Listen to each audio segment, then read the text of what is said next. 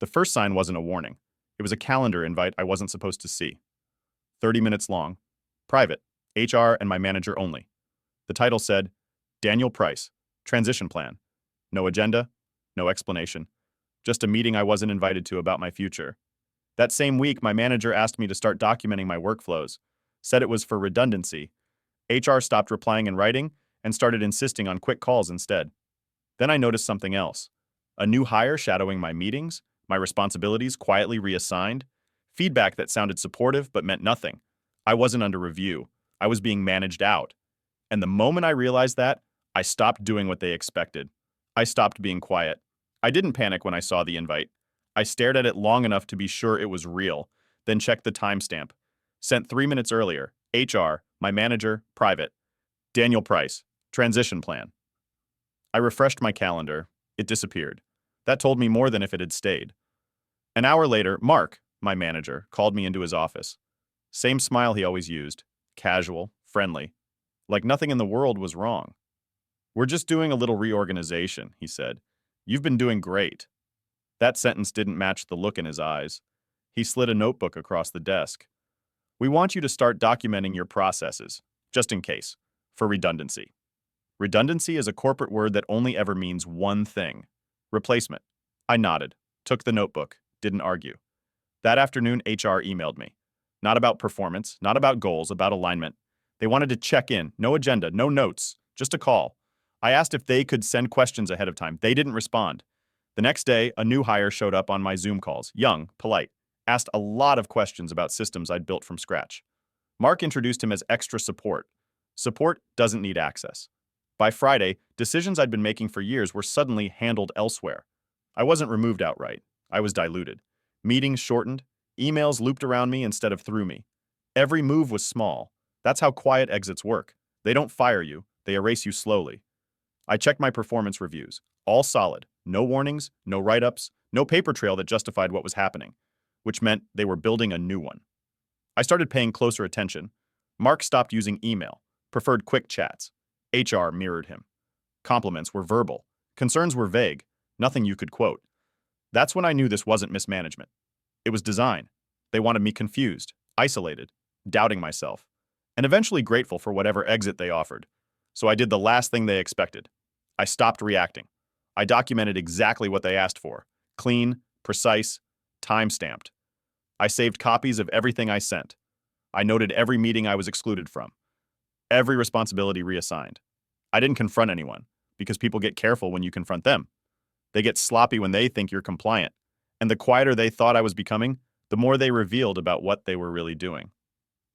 By the end of the week, I wasn't wondering if I was on a quiet exit plan anymore. I was wondering how far they were willing to go to make it stick. The thing about quiet exits is they never start with problems. They start when you become inconvenient. I'd been with the company long enough to remember when half the systems didn't exist.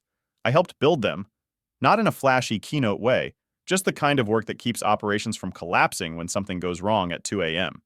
I was good at that. Too good, apparently.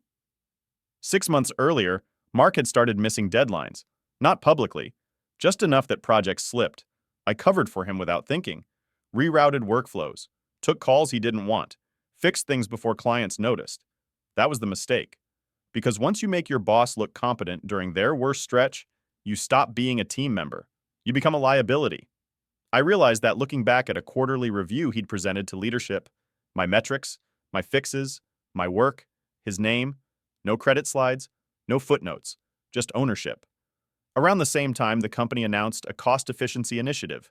Nothing scary on paper. Streamlining, optimization, lean teams. Then came the hire freeze. Then came the exception. A junior role. Cheap. Temporary, they said. The same role Mark later asked me to help ramp up. That was when the documentation request made sense. They didn't want redundancy. They wanted transfer. I started noticing how often Mark framed things around risk. What happens if you're out? What if you decide to leave?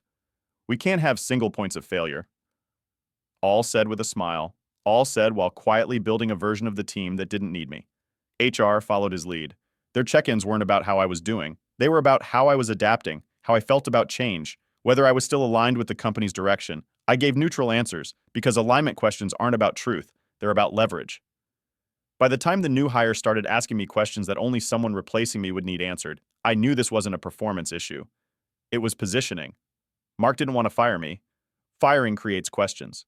He wanted me to fade out quietly, sign a severance, and walk away without making noise. What he didn't know was that every time he tried to minimize me, he left fingerprints behind. And once you start looking for fingerprints, you stop feeling confused. You start feeling prepared. By the end of that month, I wasn't asking myself why this was happening anymore. I was asking something much more useful. Where does this break if I stop holding it together? The next shift wasn't operational. It was psychological. My access didn't get cut. That would have been obvious. Instead, it got slower. Dashboards I'd built took longer to load. Permissions I'd always had suddenly required approval. Requests that used to take minutes now came back with questions attached. Nothing you could point to, nothing you could prove. Mark started every conversation the same way. "You're doing great," he'd say. "I just want to make sure you're okay with where things are heading." Where things are heading. HR echoed it. They stopped sending emails entirely. Everything was a quick sync. No notes, no follow-ups. Just warm voices asking cold questions. "How do you feel about the team dynamic lately? Do you feel supported? Is there anything you're struggling with?" I answered carefully. Because those questions aren't designed to help you. They're designed to create a record about you. Then came the feedback.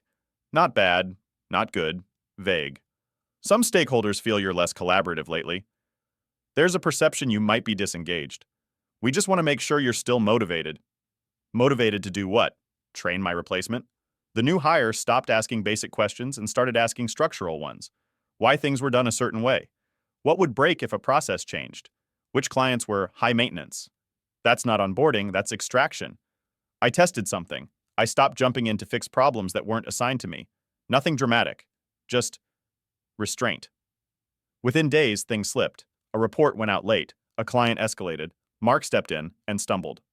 The next morning, I got a meeting invite. Performance alignment check, HR included, no agenda. That was the first time my pulse actually spiked. Because alignment checks are where stories get written. I came prepared anyway. Dates, times, requests, work I delivered versus work reassigned. I didn't present it, I just had it. Mark talked first. He said the team was evolving, that roles were naturally shifting, that some people adapt better to change than others. HR nodded. Then they asked me how I felt. I didn't give them what they wanted. "I feel like my responsibilities have been reduced without explanation," I said. "And I'd like clarity. In writing." The room went quiet. Mark smiled, but it didn't reach his eyes. "Let's not get too formal," he said. "We're just talking." That was the moment I knew. They weren't managing performance. They were managing exposure. If they put anything in writing, it would have to match reality. And reality didn't support the story they were trying to tell. After that meeting, the tone shifted again. Shorter calls, less eye contact, more urgency around knowledge transfer. They were accelerating. Quiet exits only work if the person being pushed out stays confused long enough to doubt themselves. I wasn't confused anymore. I was watching them rush, and rushed people make mistakes. The mistake didn't come from Mark. It came from HR. Linda sent an email she shouldn't have. It wasn't dramatic. No villain monologue, no obvious confession, just a routine message forwarded too quickly, with one extra thread still attached. The subject line read, "Next steps, Daniel." I opened it and scrolled once. That was enough. Buried halfway down was a sentence written like it was completely normal. "Once Daniel transitions out, we can formalize the restructure and close the role." Transitions don't happen after exits. They happen before. Attached was a shared document link. I clicked it. It was a living file. Dates, owners, dependencies. My name tagged in yellow across multiple sections. Knowledge transfer complete by end of quarter. Replacement ramp up ongoing. Risk. Daniel requests clarification in writing. I didn't breathe for a few seconds. Then I saved everything. Screenshots, document versions, access logs. The file had been edited for weeks. While Mark was telling me everything was evolving naturally, HR had been planning my removal with a timeline. Quiet exits only work if the person being pushed out never sees the blueprint. Now I had it. I didn't confront anyone. I replied to Linda's email with a single line. "Thanks. Received." That was it. Within 10 minutes, the document access disappeared. Within 30, Mark called me. "Hey," he said lightly. "Just checking in. Everything okay?" "Everything's clear," I said. There was a pause. "Good," he replied. "That's good." After that, the pressure spiked. Mark pushed harder on documentation. HR scheduled back-to-back check-ins. The new hire suddenly needed everything by Friday. They were trying to finish the job before I could slow it down. What they didn't know was that the moment I had written proof, the game changed completely. This wasn't about feelings anymore. It wasn't about performance. It was about intent. And intent is what compliance, audit, and legal teams care about, especially when it's documented by the people trying to pretend it doesn't exist. I stopped thinking about how to survive the exit. I started thinking about who else would have to answer for it. Because if they were willing to erase me this quietly, they'd done it before. And companies don't fear angry employees, they fear patterns. I didn't slow them down, I sped them up. That sounds backwards, but it's the safest move when you already have proof. You don't block the plan, you let it complete itself while you document every step. I gave them exactly what they asked for. Every process write-up was clean, every handoff note precise, every deadline met early. I stopped volunteering fixes, stopped shielding Mark from his own gaps. If something broke outside my scope, I let it sit long enough to be noticed. Not long enough to hurt the company, just long enough to leave a timestamp. HR kept pushing for calls. I kept summarizing those calls afterward, in neutral language, and sending the summaries back. Just to confirm our discussion. They never replied to those emails. They didn't have to. Silence was the reply. The new hire started missing things. Small things at first. A report mislabeled. A client question answered incorrectly. Mark stepped in again, louder this time, more visible. Leadership noticed. That was new. A week later, I was added to a meeting I hadn't been invited to in months. Senior leadership, HR, Mark, no agenda. I brought my notebook anyway. Mark did most of the talking. He framed the situation as knowledge continuity, praised my contributions, emphasized the importance of smooth transitions. Transitions again. When it was my turn, I didn't argue. I didn't accuse. I asked one question. Can you confirm, I said calmly, that my role is being eliminated after knowledge transfer is completed? The room went quiet. Linda from HR jumped in quickly. That's not what we're saying. Then can you put in writing, I replied, what my role will be after this quarter? No one answered. That was the second mistake. After the meeting, Mark pulled me aside. You're making this harder than it needs to be, he said. There's a graceful way to handle these things. Graceful for who? I nodded and thanked him for the feedback. Then I did the thing they'd been trying to prevent since the beginning. I stopped being indispensable. I made sure every decision, every workaround, every exception had an owner, on paper, that wasn't me. I CC'd the right people. I logged risks where they belonged. By the end of the week, the single point of failure they'd warned about wasn't me anymore. It was Mark and HR. Because now the timeline showed something very different from what they'd been saying out loud. It showed planning. It showed intent. It showed pressure to remove a high performer without cause. I didn't send the evidence anywhere yet. I just made sure it was complete. Because when you bring something to compliance, you don't bring a complaint. You bring a pattern. And they were finishing it for me. I didn't go to HR. I went around them. Not with accusations, with risk. I submitted a compliance concern the way you're supposed to. Dry language, neutral tone, no names in the subject line. I framed it as a process exposure, undocumented role elimination, pressure for knowledge transfer without role clarity, and inconsistent records between HR planning docs and leadership statements. Then I attached evidence. Not everything, just enough. Compliance replied within 48 hours.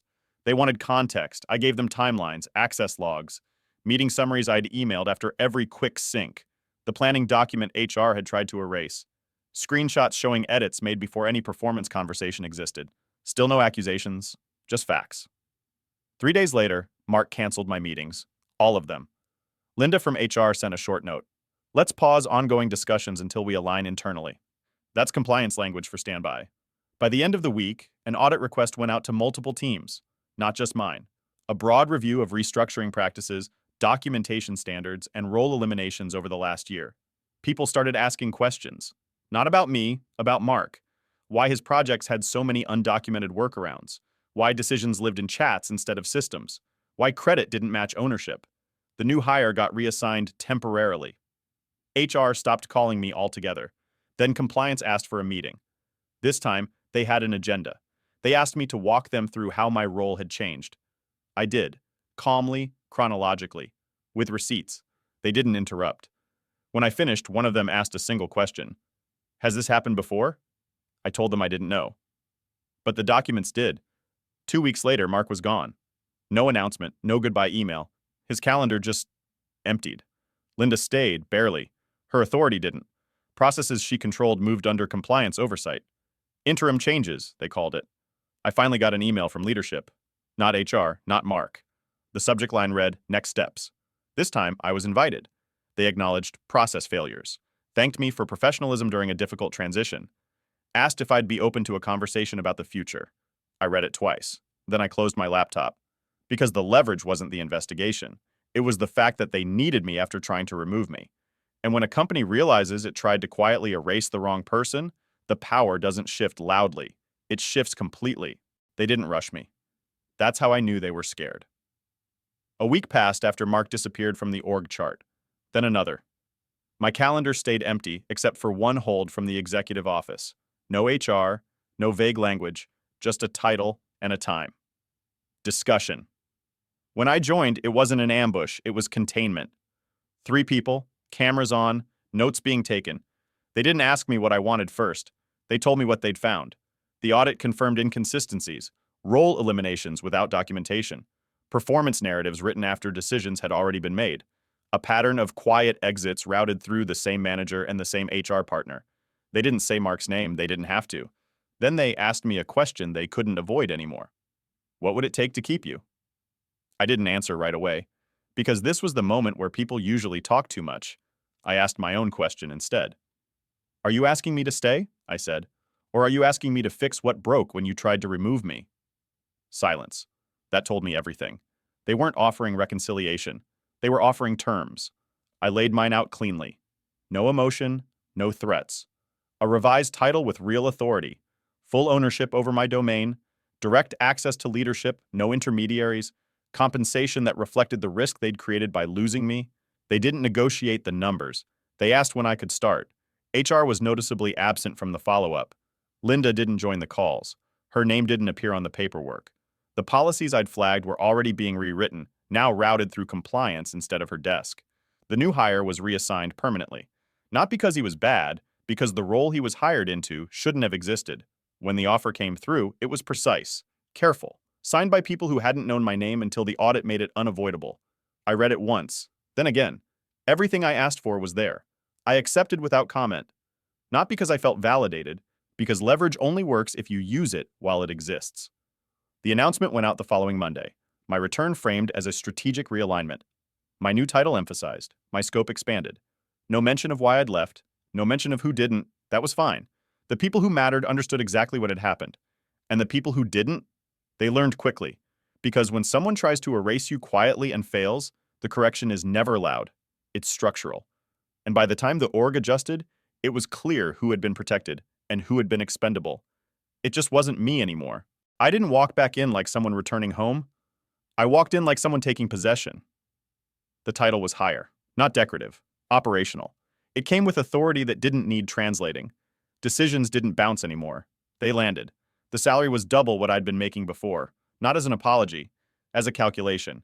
They didn't frame it as retention. They framed it as continuity.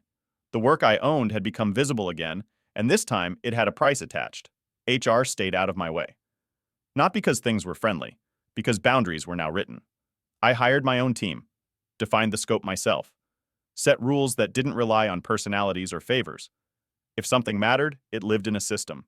If it didn't exist on paper, it didn't exist at all. The company adjusted around that. Projects stabilized, escalations dropped. The quiet chaos I'd been absorbing for years finally had structure to lean on. No one asked me how it felt to come back. That was intentional. Feelings weren't part of the agreement. What mattered was trajectory. I had leverage now, not because I demanded loyalty, but because I removed ambiguity. They knew exactly what would happen if they tried the same thing again. Nothing dramatic, just accountability. People like to imagine revenge as a moment, a scene, a victory speech. This wasn't that. This was a correction. They tried to make me disappear quietly. Instead, they rebuilt the company around terms they couldn't ignore. And when I left the office that night, on time for once, I realized something simple. I hadn't won because I was louder. I won because I understood the system better than the people trying to use it against me.